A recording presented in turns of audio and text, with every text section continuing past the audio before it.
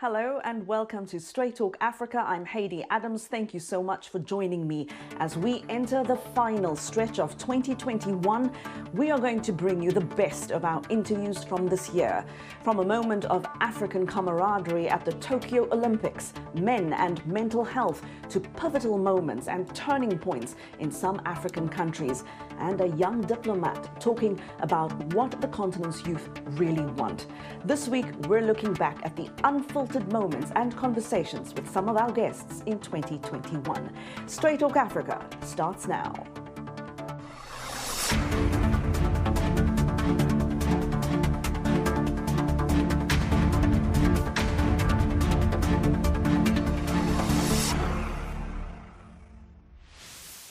"2021 saw young people across Africa continue to advocate for the future they want. Young people say they want an Africa with economic opportunities, access to jobs, healthcare, affordable education, the internet, freedom from oppression, and a seat at the decision-making table." Now, when it comes to straight talk, few do it better than Tunisian diplomat Aya Chebbi. For 2 years, she served as the African Union's first special envoy on youth.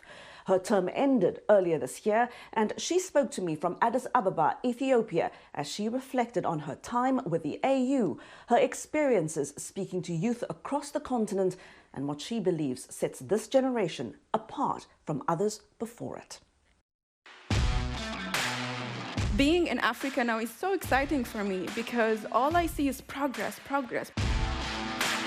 Many of the demands of youth is around the delivery of services. That's why you need to have your voice heard at the African Union level. We are all from all generations, an integral part of change and transformation. I always say we're the coolest and the better educated generation and the most innovative generation. And I think what is unique about us as African youth, because we reach a point in history right now, like the millennials, we are the youngest in history and in the world. We're 65% under 30 as African youth in our population in Africa. So we have this demographic power that didn't exist before. So when young people take to the street, when no one listens, it's really power. It's in masses. Even before joining the African Union, I traveled across 30 African countries at least, just, living with my comrades and to see that we have the same issues. We are products of the same regimes, the same systems, the same structures. And that gives us also the power when we come together, we can have those solutions to apply to many of our countries. So I think the Pan-African space for my generation right now is very unique compared to like the 60s and 50s, because at the time they wanted to create nation states.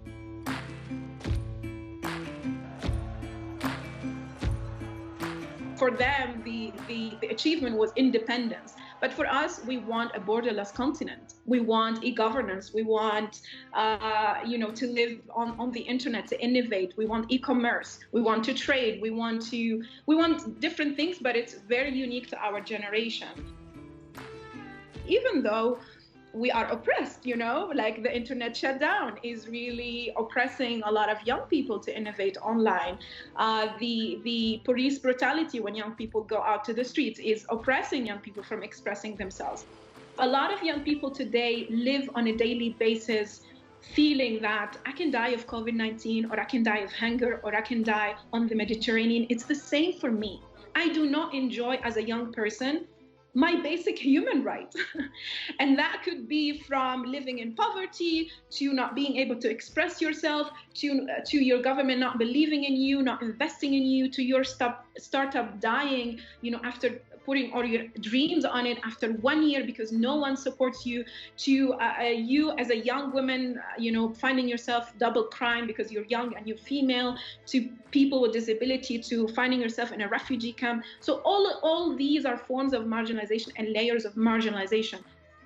But I think the bottom line of it is the perception of injustice, that it's not fair that we have the youngest continent in the world and we're run by old men. It's just not fair. So that perception that it's not fair that 70% of Africa is offline while the rest of the world is enjoying their access to internet. It's not fair that we don't contribute to climate change and we're the most impacted for it.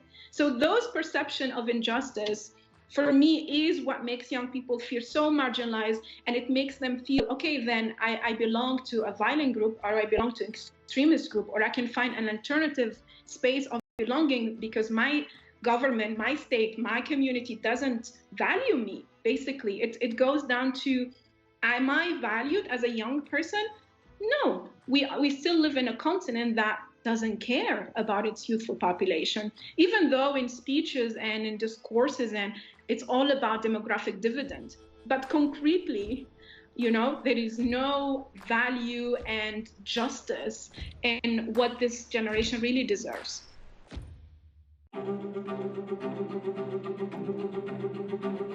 I was fascinated how in the 50s and 60s they could mobilize across borders. And in 1 year, in 1960, 10 countries got independence, and they had no Facebook, no WhatsApp, no any tools to do that. And I'm like, this is African solidarity. This is feeling that your liberation is my liberation. That if Tunisia doesn't get independence, I'm not liberated in Ghana. That if Zimbabwean doesn't get independent, I'm not liberated in Tanzania. They were talking about one language. They were talking about one continent. They were talking about fighting imperialism, fighting colonization. Yes, the Pan-Africanism had a different meaning in the 1650s. It had different meaning in the fight against apartheid. It had different meaning for my, mothers and fathers and grandfathers. It has different meaning for us. So it is for my generation to redefine it, and it is for other generations to accept that we have a different vision because we are facing different challenges. We can't come to 21st century, solutions and challenges with 20th century tools. It cannot. It just will not work. So when I started mobilizing Pan-African in 2011, actually quite after Tunisia's revolution, and seeing that we inspired Senegal, Y'en a marre movement, we inspired Ballet Citoyen in Burkina, we inspired the whole continent to rise up, we inspired Fees Must Fall to go on the street. And to me, that was, for me, an opportunity. How can we take that moment and momentum now to build a Pan-African spirit, to build a Pan-African movement? And I'm happy to see the past decade, this is growing. Standing in solidarity with Ansar, standing with solidarity with Ugandan youth, standing with solidarity with different young people, whether it's an election time, when it's social movement going on the streets.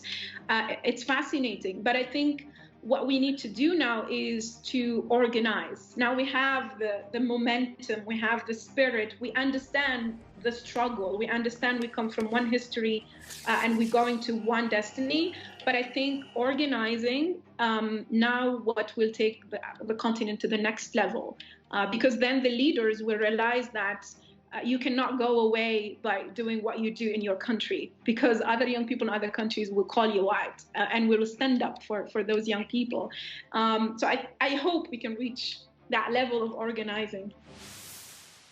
Aya Chebbi there. Well, this year the winds of change swept across countries like Zambia, where President Hakainde Hichilema took office in a testament to the peaceful transfer of power in the southern African nation. In Tanzania, the first woman president, Samia Suluhu Hassan, took office following the death of that country's former leader, John Magufuli. And there was also historic change in leadership at the World Trade Organization as former Nigerian finance minister and renowned economist Ngozi Okonjo-Iweala became the first woman and the first African to lead the WTO. But in South Africa, we witnessed a different set of political events for the history books. That country's former president, Jacob Zuma, was imprisoned for contempt of court after failing to appear at a corruption inquiry. Zuma's imprisonment triggered violent protests and looting as his die-hard supporters decried his jailing. As a young reporter in South Africa, I covered Zuma's rise to power, his legal and political troubles, as well as his popularity in parts of the country and inside the ruling African National Congress. Well, here is a timeline of the key events that saw South Africa's man of the people go from poverty to the presidency to prison. Jacob Zuma's legal troubles begin in 2005. He is South Africa's deputy president and a revered figure inside the ruling African National Congress. But Zuma is also embroiled in a major scandal linked to a controversial 1999 government arms deal. He is charged with corruption for allegedly accepting bribes from a French weapons company. Zuma denies wrongdoing, but is fired by then-President Thabo Mbeki. It would be best to release Honorable Jacob Zuma from his responsibilities. That same year, Zuma is charged with raping an HIV-positive family friend. He pleads not guilty, claims the sex was consensual, and that he took a shower after intercourse to avoid contracting HIV from unprotected sex. In 2006, Zuma is acquitted of rape. His corruption charges are also dismissed in court. In 2007, after a bitter tussle with Mbeki, Zuma takes over the ANC. He is wildly popular among the party's rank and file. But the law comes for him again. Zuma is indicted on multiple counts of racketeering, money laundering, corruption and fraud linked to the 1999 weapons deal. Things start to look up for Zuma in 2008. He is named one of Time's 100 most influential people. His political rival Thabo Mbeki is forced out of office, and a high court rules the corruption charges against Zuma are invalid. But in the run-up to the 2009 election, that high court ruling is overturned by the Supreme Court of Appeals. The ruling means Zuma's corruption prosecution can resume. Days before the election, prosecutors dropped the charges, citing political interference in the investigation. The ANC wins the 2009 election, and Jacob Zuma sweeps to power on a leftist brand of populism, vowing to fight corruption and lift many South Africans out of poverty. But early on, his presidency is clouded by personal and political controversy. Street protests erupt over government's lack of social service delivery. Then a warning from renowned anti-apartheid activist Archbishop Desmond Tutu. Hey, Mr. Zuma, you and your government don't represent me. You represent your own interests. And I'm warning you. I really am warning you out of love. I am warning you like I warned the nationalists. I am warning you. One day, we will start praying for the defeat of the ANC government. Despite Tutu's caution, the ANC clinches a victory at the polls in 2014, securing Zuma a second term as president. But the party sees its electoral support decline, especially in major cities. Then a new scandal erupts, this time over multi-million-dollar so-called security upgrades at Zuma's private compound in Nkandla. Take your seats. In Parliament, the opposition calls for Zuma to be held to account. When is he paying the money? In 2016, South Africa's Constitutional Court orders the president to pay back state funds used for non-security improvements to his family home. Visitor center, the amphitheater, the cattle kraal, the chicken run, and the swimming pool. An official inquiry clears Zuma of wrongdoing, but he apologizes to the country and pays back the money. By now, Africa's most developed economy is in trouble. Unemployment spikes and protests break out over joblessness and unaffordable tertiary education. Inside the ruling party, Zuma's popularity fades. ANC supporters boo and heckle him in front of foreign dignitaries, including US President Barack Obama. Thank you. The events of 2017 appear to be the death knell for Zuma's presidency. South African journalists uncover a massive government corruption scandal. Leaked confidential emails suggest Zuma and his family have ties to the immensely wealthy Indian-born Gupta brothers, and that the Guptas use their influence to appoint cabinet ministers and benefit from government contracts. The scandal sparks nationwide protests and calls for Zuma to go. That same year, South Africa's Supreme Court of Appeals rules that the president's corruption charges from the 1999 arms deal should again be reinstated. Zuma's legal and political baggage is now too much for the ANC to ignore. In February 2018, he is forced from office by his own party and replaced by Cyril Ramaphosa as leader of the ANC and ultimately the country. South Africa's National Prosecuting Authority announces it will reinstate charges against Zuma, 16 counts of corruption, racketeering and money laundering. When Zuma defies a court order to appear before a special inquiry into his time in office, a judge issues a warrant for his arrest. After an unsuccessful legal fight, Zuma is sentenced to prison for contempt of court.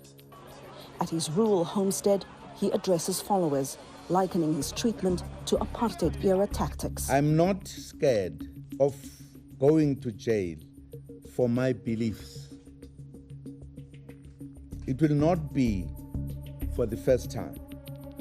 I will be a prisoner of conscience. Just minutes before midnight on July 7, 2021, comes the moment Jacob Zuma had fought for over a decade. He hands himself over to police to begin serving his 15 months behind bars. As the COVID-19 pandemic continues to take its toll on lives and livelihoods, restrictions and lockdowns are affecting people's mental health. When you look at Sangu Delle, you see the quintessential young African success story. He is highly educated, well-traveled, a thriving entrepreneur and a great public speaker, by the way. But a few years ago, things fell apart for the Ghanaian businessman. And you must hear what he told me about a turning point in his life that forced him to address what he says were his own prejudices about African masculinity and mental health. Here is Sangu Delle, unfiltered, and in his own words. I was working on this major project. It was going to be the biggest project of my career at the time. It was a big $12 million project. Super excited about it. It was clear, we would have made about $3 to $4 million in profits. I personally would have been a massive $1 million payday for me. I had made tons of philanthropic commitments out of that. And it, I won't get into the weeds of it, but long story short, it ended up becoming a fiasco. And I think that the challenge I had was, I wasn't able to talk about it with anyone. I was getting panic attacks. I went through very severe depression. I had severe anxiety. And I suffered in silence, right? I was completely unable to speak about my troubles with anyone, not even those who were close to me and who loved me. I have a loving, supportive family and incredibly loyal friends, yet I could not entertain the idea of speaking to anyone about my feeling of pain. I felt suffocated by the rigid architecture of our African masculinity. It was a dangerous moment. My mental health was rock bottom. There were some days I did not want to wake up. I didn't want to be. It was very bad. But while that particular issue precipitated that crisis, the crisis was bigger than just that issue, right?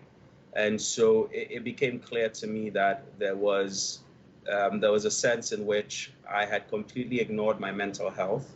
I had been a victim of a culture of toxic masculinity, one that said, an African man does not express emotions, and just deals with their problems, one that does not create room for vulnerability, one that does not create a safe space to really be in touch with one's emotions. around all of this happening, my best friend, I think I mentioned at the top, was diagnosed with schizophrenia, and I saw the stigma, right, and the impact of that stigma as well.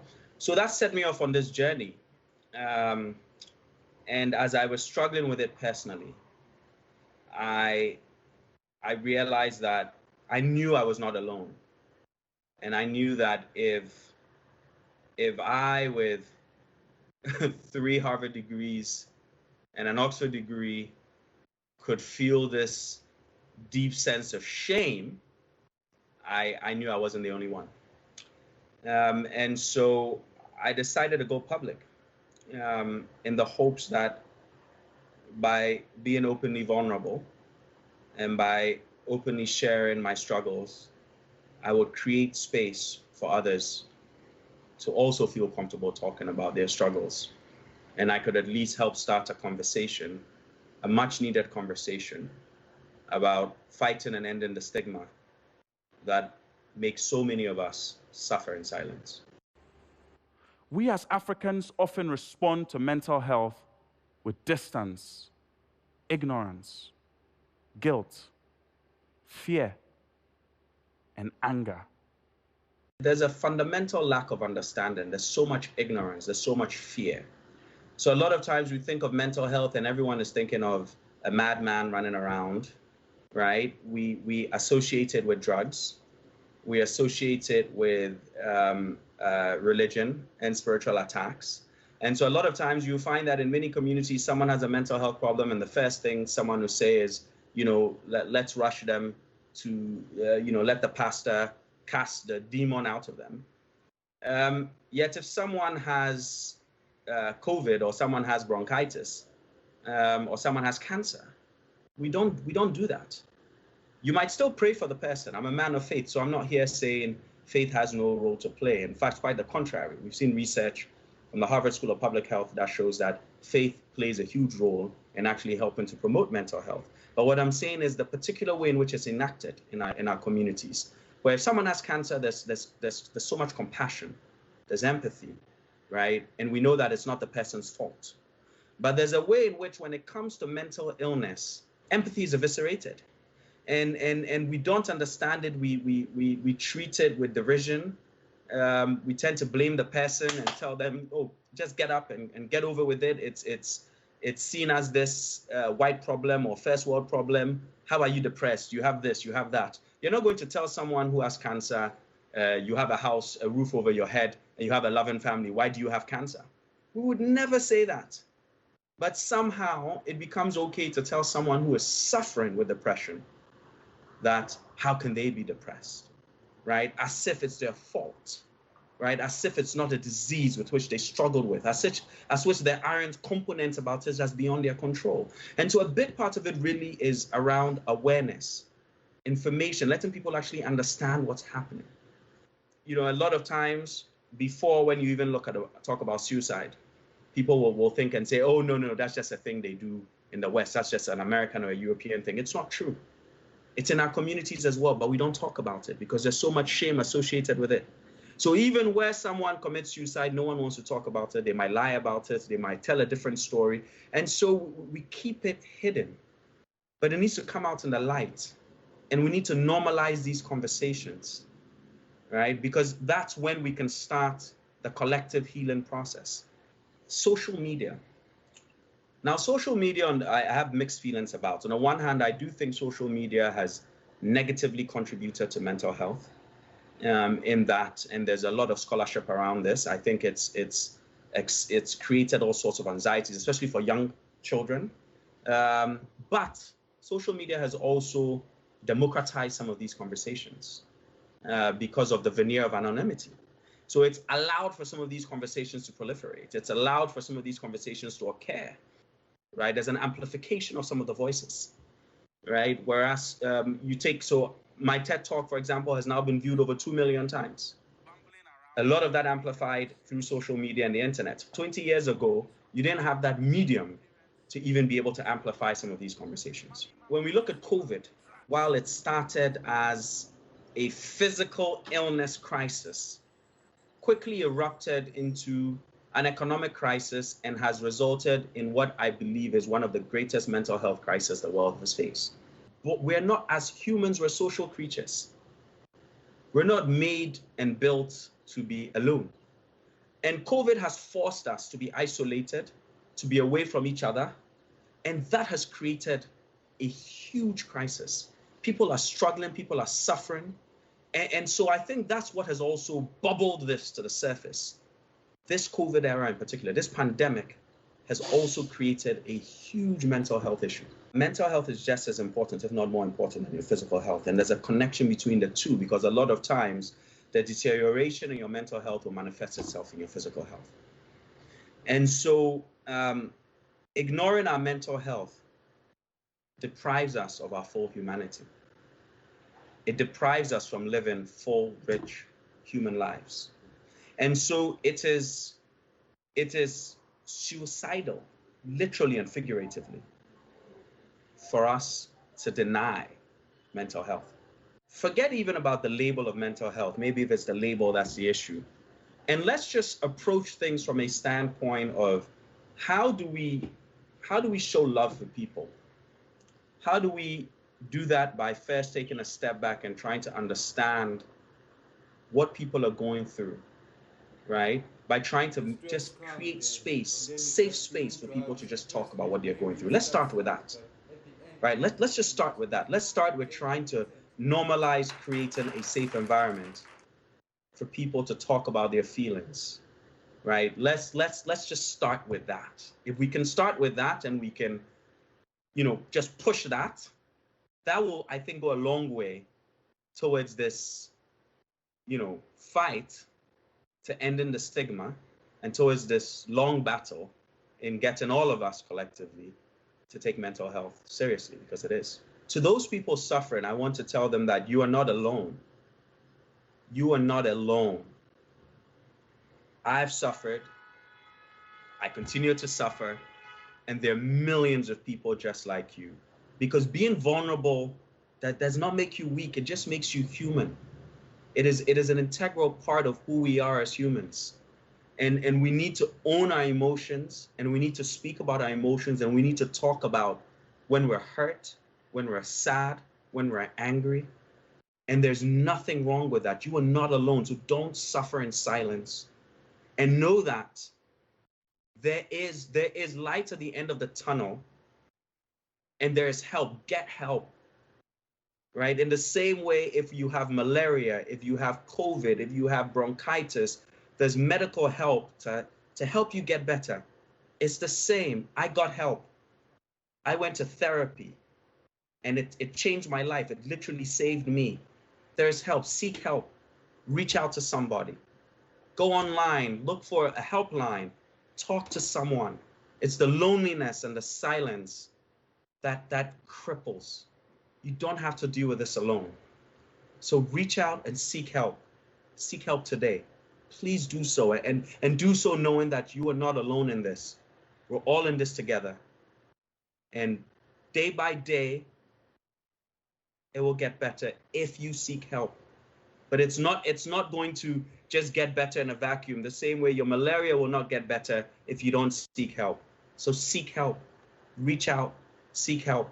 And to those who are not suffering, look around your loved ones. Check in on your loved ones. Check in on people around you. And look out for your loved ones. Check in on people. See how they're doing. Create a safe space for people to be able to come out and talk about their vulnerabilities and to talk about their sufferings. We need to take care of each other. It is time to end the stigma associated with mental illness. So the next time you hear mental, do not just think of the madman. Think of me. Thank you. Ghanaian entrepreneur Sangu Delle there. We're going to take a short break here, and when we come back, a moment of African camaraderie at the Tokyo Olympics and a young Kenyan climate activist hoping to change the way people think about the changing climate in Africa. Health, wellness, sport, beauty, medical breakthroughs. Healthy Living cares about your well-being. What are the main health concerns in Africa and around the world? Find out the latest on coronavirus. Connect with our experts and ask them questions. How long does the virus stay? Join me, Lino Khmoudou, in Washington every week on Healthy Living, right here on VOA.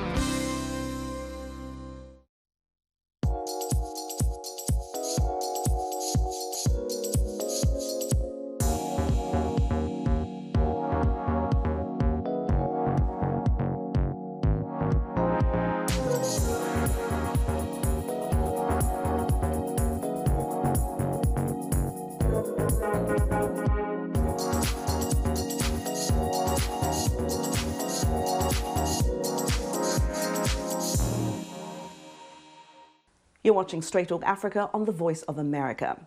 We're going to take you back to a moment on the final day of this year's Tokyo Olympics. It happened between these two men, Abdi Nageeye of the Netherlands and Bashir Abdi from Belgium. Both were born in Somalia and left the country at a young age.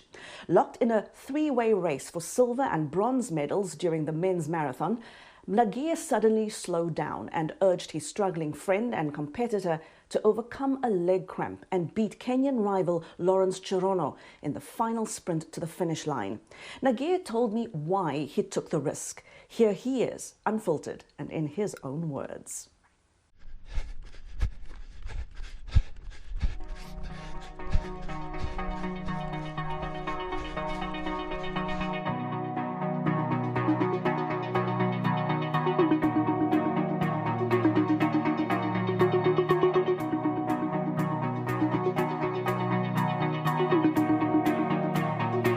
My name is Abdi Nageeye. I'm from the Netherlands. I'm a professional marathon runner, and I just competed the Tokyo Olympics 2020 in Japan. I came to the Netherlands, I think in 1996 as a refugee. Everyone knows what was going on at that time in Somalia, unfortunately. I grew up here. Unfortunately, I went with my brother to Syria, then back to Somalia, and then I came back to the Netherlands. I thought this is the best country I want to stay and study and work later. That was 2005. So I was been away 6 years from the Netherlands. And I started running here. I was playing soccer for a long time, and just actually, you can say it by accident, I started running. And the first race actually, or the first run touched me. And I really like the freedom, what you feel when you are just running alone in the forest, on the streets. And after a couple of years, it became my profession. And I went to Kenya, I went to Ethiopia to improve myself. And it was a long journey. It was a long journey, 14 years, I think now, that I was running. And it was my first success. My first Olympics was 5 years ago, 2016, also the marathon. And that time it was, wow, I can go to the Olympics. But this time I had different nerve because this time I knew I want to compete with the best. It's not only to go there and to join, but this time I want to come back with results. Bashir Abdi is really my long friend. And, you know, we had the background of becoming from Somalia, playing football, but also that background of we have to go to Kenya, we have to go to Ethiopia to train with the best because they are the best in the long distance. And I had many Dutch friends here, Dutch athletes, we were training together, and they were not going 100% for their goal. They were thinking about, yeah, I need a job later, I need a car, I need a this. And me, I was going 100% for my athletics. Material was not important for me. And Bashir had the same, 2 hours away from where I live in Holland. He had the same dream. I was competing the marathon distance, and the marathon happens always the last day. It's always Sunday morning. Most of the other races, other competitions are finished. If it's swimming, basketball, judo, everything is finished. The marathon have so much respect. It's the last day. We are there at the start line. And the race was going good. I was prepared well for the heat and for the hot conditions. My fitness was also good. Bashir Abdi, who was now number 3, we are teammates since 5 months and long friends since 2008 when I started running. And at 39 kilometers, until that time, I would see him as one of my competitors that he can beat me. He was better than me in training. But also we had a very tough Kenyan athlete who was the winner of Boston Marathon and Chicago Marathon, who have incredible achievements. So at 39, I wanted to make my move. And I looked where everyone was. So I looked at my left side, I remember, and Cherono was there in the Spaniard, the Spanish guy. And I looked, where is Bashir? Because I was also afraid of him. So I looked, and then I see Bashir is not with us, or let's say he's not close to us. He's half 10 meter or 12 meter. So I was telling him, come close. And it started that moment. So I waved to him.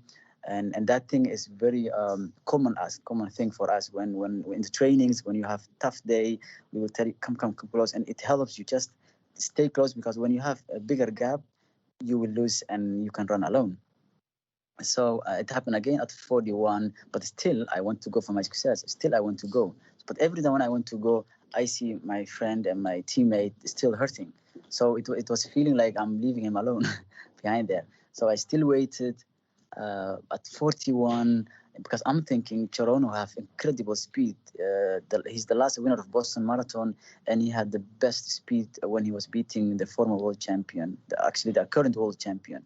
He beat that race. So I was still thinking I need to have longer sprint, not short sprint. He will beat me in short sprint. I need longer sprint. So still I want to go, but Bashir is still there hurting and giving every time 5 meter, 6 meter. And then actually that time I let it go to have long sprint, and I said, I feel great. I was feeling still great. I said, Abdi, I had a lot of confidence. You can beat him in short sprint. So the last 3K, I was actually, I had confidence that I will be number 2, but I knew if we go, Bashir will not able to go with us. And I remember the 400 meter, I said, normally I always go 400 meter. I can have long sprint again. Still, I waited 200 meter, and then you can see I'm actually I'm trying to hide that Cherono will not see me that I'm putting now the sprint. So I wanted to surprise him with the sprint.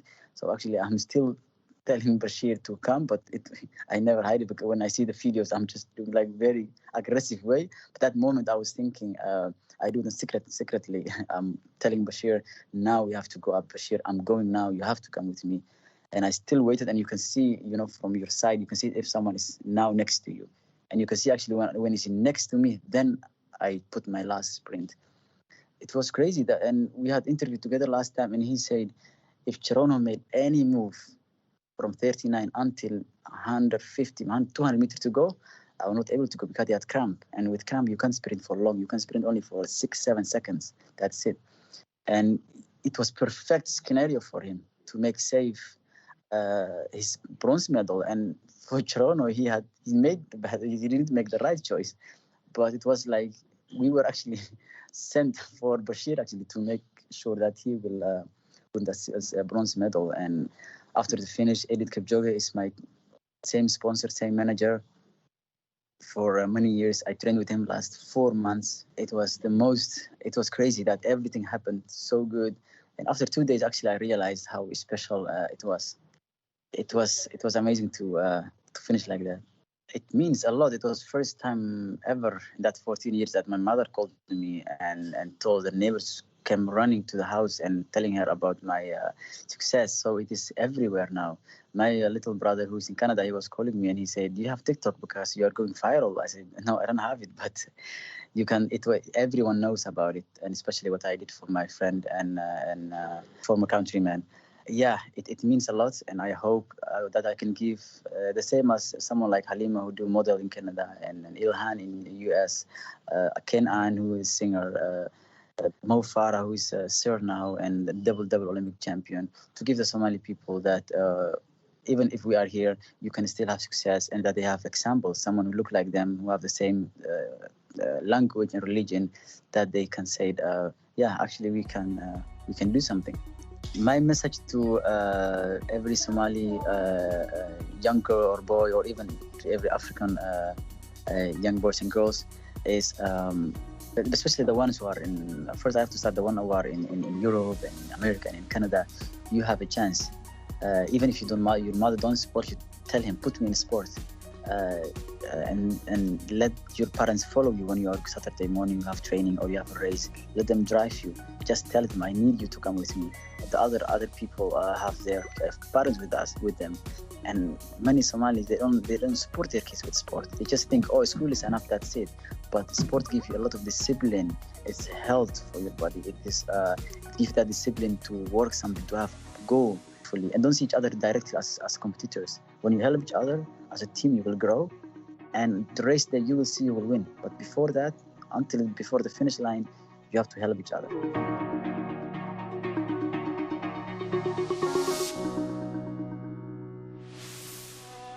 This week, we're shining a spotlight on who we call Africa's climate change makers.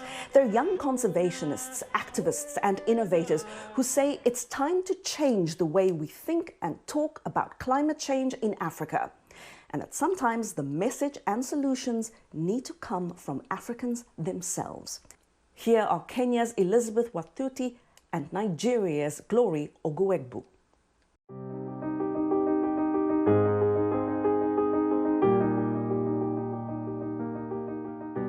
I've always been passionate about environmental conservation, and especially having grown up in the most beautiful forests in Kenya. And this is a region that is actually the most forested. It's called Nyeri County. And my childhood memories include having spent a lot of time close to clean streams and close to beautiful forests. And gave me this natural connection with nature. And I remember a time when I also witnessed ecological grief, where trees that my friends and I had planted as children were cut down. I went into this forest and all I could find were tree logs and tree stumps, and this made me feel so angry. And since then, it then became a personal fight, a personal with nature, and it also became something that I always love to do each and every day. So I decided to found the Green Generation Initiative to nurture young people to love nature and to be environmentally conscious at a young age, because I do believe it's that connection with nature that made me love nature, and in the process made me always be on the front line to protect nature. And this initiative focuses on creating a generation of environmentally conscious individuals, because at the end of the day, it's about the collective actions of every individual right now that are going to help us shape this for the better.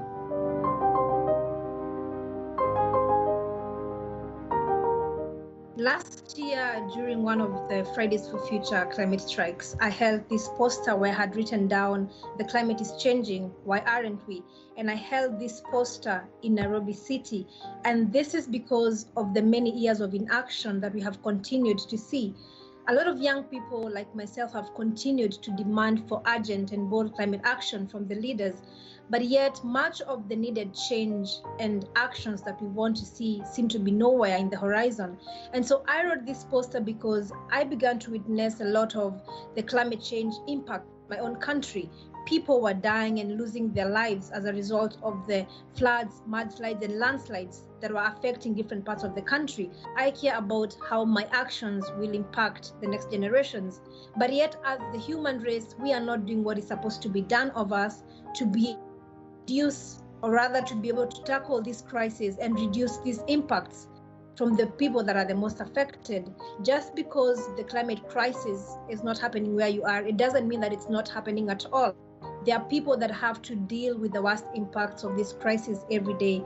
And for that reason, we also need to change and begin to take urgent action. And the other aspect is the piece of nature. Nature has to be at the center of climate conversations, and that has not happened for a long time. And this is because the discussions about tackling the climate crisis have only a lot of times been centering around reducing carbon emissions. For us to stay within the 1.5 degrees Celsius, we also need to preserve every bit of remaining ecosystems, and they have to stay intact, and as well as continue with nature regeneration efforts, and also make sure that our cities are green, clean, and resilient. I would want an Africa where people do not have to deal with the worst impacts of climate change, an Africa that is resilient, an African continent where everybody can be able to afford and have a decent meal every day, and also a continent where have equal access to green spaces, equal access to clean drinking water as well, and an African continent whereby people will not have to really struggle in life in terms of the incomes and in terms of the fact that we see every day women who have to walk for long distances to look for water and food for their families, and that should not happen. We need to show global solidarities to continents like Africa to make sure that climate change adaptation and mitigation is at the center of the climate conversations as well.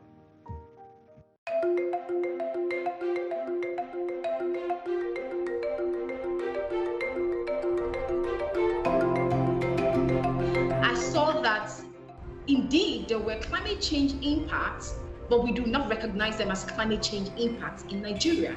And if we wanted to begin the journey of combating climate change, we have to bridge that gap first. The people have to know what is going on, not just knowing what is going on, but understanding how this thing is going on in their country and how this thing affects them as a person. So on the normal day, Nigerian people are quite stubborn. They would not take any action against climate change if they did not see people dropping dead on the streets. I know a lot of people in Nigeria who cook with biomass. Now, the smoke that comes out from that firewood is aiding climate change. Not just that, it's even having other effects. How can I tell this woman that climate change is happening? Western literature has not helped. Telling the woman that polar bears are disappearing and that ices are melting across the world and that there is sea level rise and that the elephants have died does not make sense to an African. What I have learned in my journey is that people take action faster when they see how that problem is affecting them.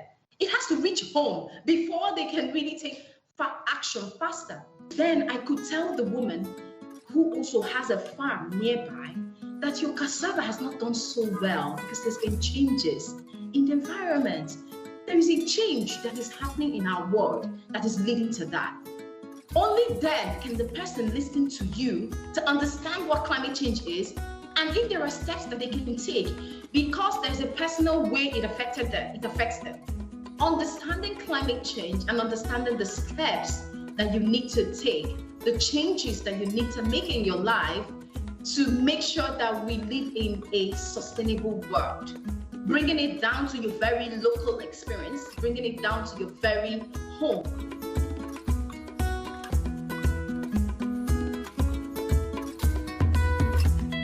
There are things that you do every day in your life that generate carbon dioxide, which is one of the most important greenhouse gases that aids climate change. But now we're telling people to be climate smart. We're telling people to stop those things. But how can we achieve a balance? It is by taking certain steps that have been proven, making little changes within those things that you're doing so that it's not having the same amount of impact to the environment. That's why I write a lot about climate change. I have a blog where I send to young people all the time to read so they can understand what's going on. I believe that education is paramount. Education will help people understand what the problem is and how to solve it before they even know what to do and take the action. Still ahead, an American photographer who flew his drone across cities in Africa and other parts of the world gives us a unique look at urban inequality from what he says is an unassailable viewpoint. Stay with us.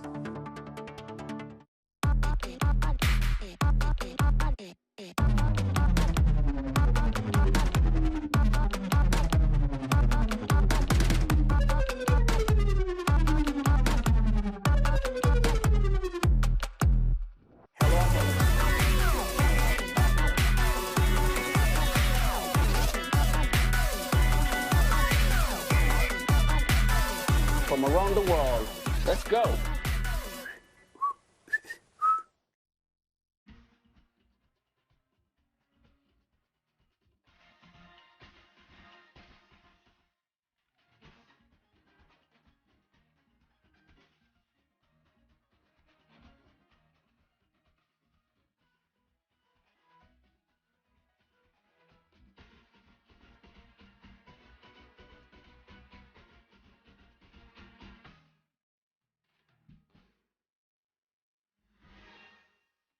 Welcome back. We're taking a look at the unfiltered moments and conversations on our show this year. When American photographer Johnny Miller flew a drone over the cities of South Africa, He couldn't believe what his camera had captured. What he found prompted him to do the same in other cities across Africa and the world. His work went viral, even landing on the cover of Time magazine. It's all part of a visual project he calls Unequal Scenes, showing the effects of urban inequality from what he believes is the most truthful and revealing angle, the sky. He lives in Cape Town now, and I caught up with him earlier this year during his visit to the United States.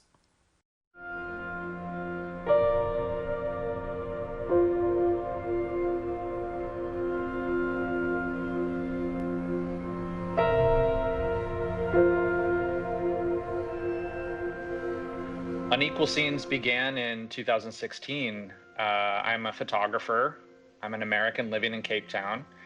I moved there in 2012 to go to University of Cape Town, and I studied anthropology. And part of my anthropology studies was looking at the post-apartheid city, is what they said. And I realized the post-apartheid city was where I was living in Cape Town. There was blocks and streets and neighborhoods that were totally of one race. Wealthy neighborhoods right next to slum neighborhoods, townships, with people living in shacks. And I felt like perhaps that's something that people in Cape Town have just grown up with. Like they don't even recognize it anymore, you know? So I thought when I had the drone, which I bought in 2016, early 2016, I thought, you know, this could be like a light bulb moment for my work, is to just get a new perspective on things. And so I actually took the drone to Table Mountain at first, and it worked. People said, we've never seen Table Mountain look like this before. Drones were relatively still new at that time. And I thought it worked. This is awesome. So I literally put the drone in the back of my car and I drove to a neighborhood called Lake Michelle, which is next to a township called Massapumalele. And I took the drone out, I put it on the ground, I flew up into the sky, and the scene that emerged was the first scene from Unequal Scenes, which became sort of a viral sensation on Facebook, was of those two neighborhoods. And when it appeared on my screen, I knew immediately that I had something important. And so when I put it onto Facebook later that night, that unequal scene went viral and people wanted more.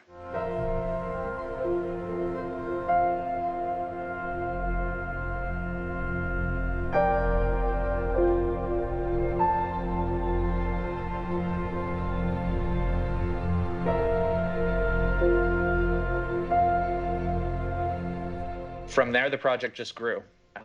And I've been really lucky to have amazing support from not only businesses, citizens, NGOs, universities, but actually government, specifically the South African government at all levels, local, provincial, and national, has been really supportive of Unequal Scenes. I can't say thanks enough for that, because it is an indictment on society as it stands now, I believe. And not just in Africa, but around the world where I've done the project.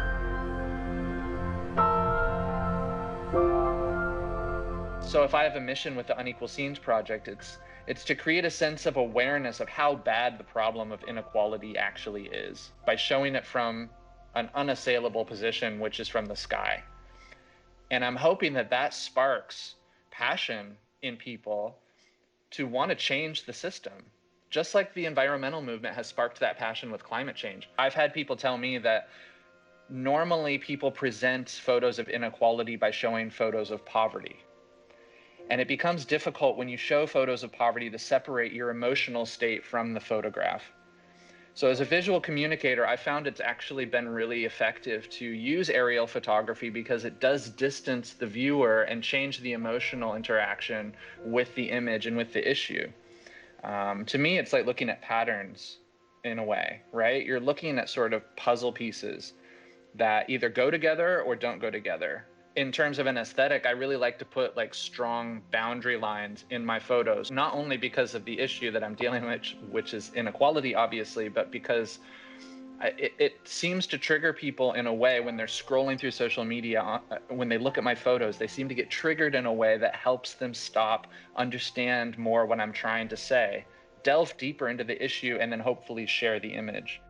And so making your images as compelling as possible, and I feel as relevant as possible to sort of middle class viewers, which is really my target audience, is something that's not an accident anymore. So on my website, you can see I've written quite extensively about each city and about each context, which is different from place to place.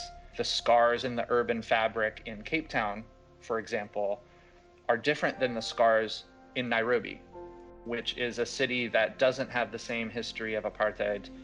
It doesn't have the same legacy of infrastructure from the 20th century. So they're building it now. And I think that those issues in terms of how to create a livable, sustainable, healthy city have different motivators. They have different particulars, but the overall goal is the same. There's almost sort of a common thread, a narrative that runs through all these countries in the world, all these cities in the world, that speaks to sort of our neglects of how we distribute wealth and how we create an equitable world. It's relatively easy to show these images of inequality. It's much more difficult to get into the reasons why. Understanding each local context, for example, the cities in South Africa versus the cities in Kenya and Tanzania or even Nigeria have completely different drivers for the inequality that you see. They're all tied together into the same system of disenfranchisement that global capitalism sort of enfranchises, right, and makes possible. But their local drivers are different. There's features in various cities around the world that I've photographed that are the same.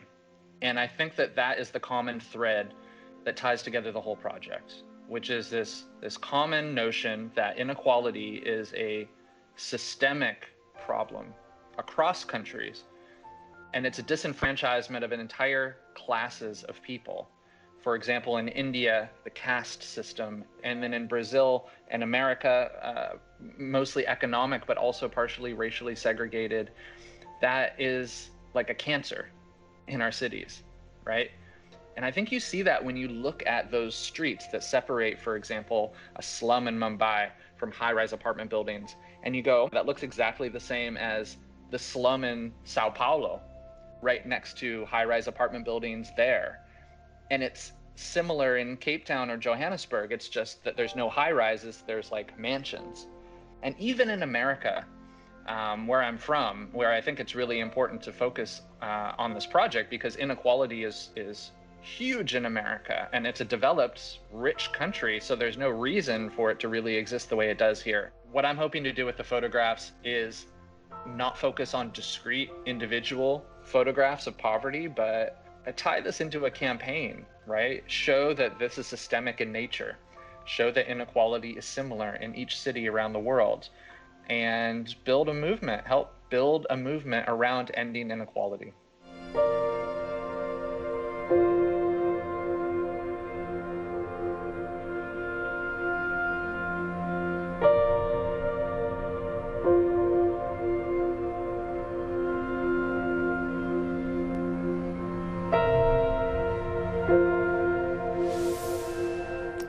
Photographer Johnny Miller there. And that is where we will leave it. Thank you so much to all of my VOA colleagues who helped me bring you these episodes of Straight Talk Africa this year. Thank you to our new affiliate stations now airing this show in Southern, East and West Africa. And as 2021 draws to a close, I want to thank you for always watching and always listening. Here's to a prosperous 2022 to you. And as we say in South Africa, hamba kahle, do go well. Goodbye.